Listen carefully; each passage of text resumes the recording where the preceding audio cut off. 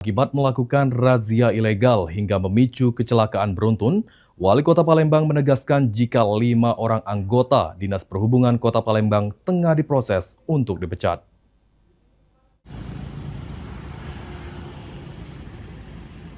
Update pasca 19 orang anggota Dinas Perhubungan Kota Palembang yang sebelumnya menjalani BAP oleh tim penjatuhan hukum disiplin akibat melakukan razia ilegal hingga memicu kecelakaan beruntun. Wali Kota Palembang Ratu Dewa mengakui jika sudah mendapatkan laporan secara lisan dan dipastikan ada 5 orang yang akan mendapatkan sanksi pemecatan dan 14 orang lainnya akan dikenakan sanksi administratif.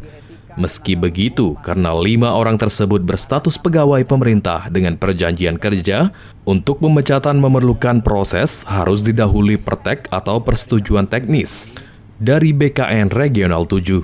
Jika pertek sudah dikeluarkan, Wali Kota Palembang akan membuat persetujuan pemberhentian terhadap ke-5 anggota Dishub dengan didahului dari tim penjatuhan hukuman disiplin pemerintah Kota Palembang yang diketuai Sekda Palembang. Oleh petugas kita, dia pakai motor tahu petangan.